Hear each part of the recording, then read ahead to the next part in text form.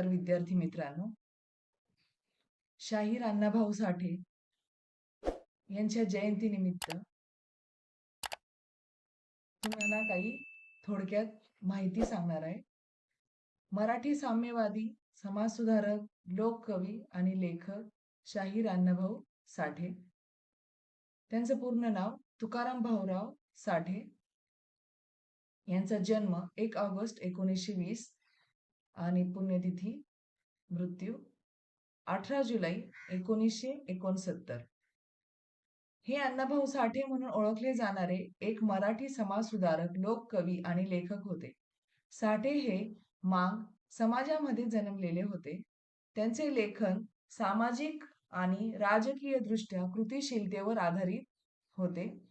साठे हे मार्क्सवादी, आंबेडकरवादी प्रवृत्तीचे होते. सुरुवातीला त्यांच्यावर साम्यवादी विचारसरणीचा प्रभाव होता. दलित साहित्याचे संस्थापक म्हणून त्यांना श्रेय दिले जाते.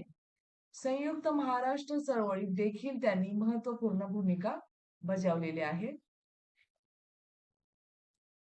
अण्णाभाऊ साठेंचा जन्म 1 ऑगस्ट 1920 रोजी सांगली जिल्ह्यातील वाळवा तालुक्यातील वाटेगाव या गावी झाला.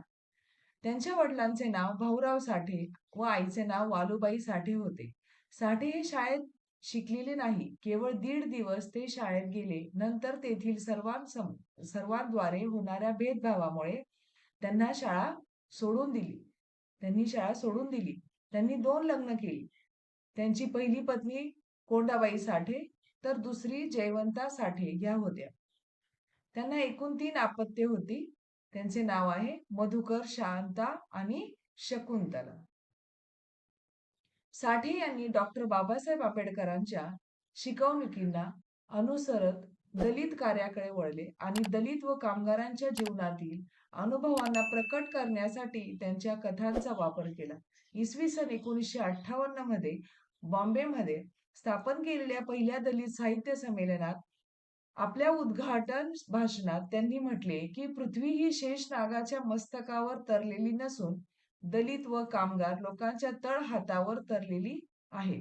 यातून त्यांनी जागतिक संरचनामध्ये दलित आणि कामगार वर्गाचे महत्त्व स्पष्ट केले. या काळातील बहुतांश दलित लेखकांच्या विपरीत साठेंचे कार्य मार्क्सवादाच्या प्रभावाखाली होते. साठे यांनी मराठी भाषेत 35 कादंबऱ्या लिहिल्या. त्यामध्ये फकीरा 1959 समाविष्ट आहे, जिला इसवी सन 1961 मध्ये राज्य सरकारच्या उत्कृष्ट कादंबरीचा पुरस्कार मिळाला आहे. साठेंच्या लघुकथांचा संग्रह 15 आहे, ज्यामध्ये मोठ्या संख्येने बऱ्याच भारतीय भाषांमध्ये आणि 27 भारतीय भाषांमध्ये भाषांतरित केल्या गेल्या आहेत. कादंबरी आणि लघुकथा यांच्या व्यतिरिक्त साठे यांनी नाटक, रशियातील भ्रमंती, 12 पटकथा आणि मराठी पोवाडा शैलीतील 10 गाणी लिहिलेली आहेत. त्यांनी म्हटले आहे की दलित लेखकांना सध्याच्या सांस्कारिक व हिंदू अत्याचारापासून दलितांना मुक्त करणे आणि त्यांचे संरक्षण करण्याची जबाबदारी घेण्यात आली आहे, कारण दीर्घकालीन पारंपरिक श्रद्धांना त्वरित नष्ट केले जाऊ शकत नाही. अण्णाभाऊंच्या संघर्षाची जीवनगाथा हृदयस्पर्शी आहे. दुःख, दैन्य आणि दारिद्र्याच्या साखळदंडात सापडूनही अण्णांनी विपुल अशी साहित्य संपदा निर्माण केली आहे. त्यांचे साहित्य भारतासह रशिया, झेक, पोलंड, जर्मन अशा 27 भाषेत भाषांतरित झाले आहे. या साहित्य प्रतिभेच्या महामेरूला सरकारने भारतरत्न घोषित करावे आणि ज्ञानपीठ पुरस्कारही द्यावा. त्यांच्या जयंतीनिमित्त अण्णांना कोटी कोटी प्रणाम.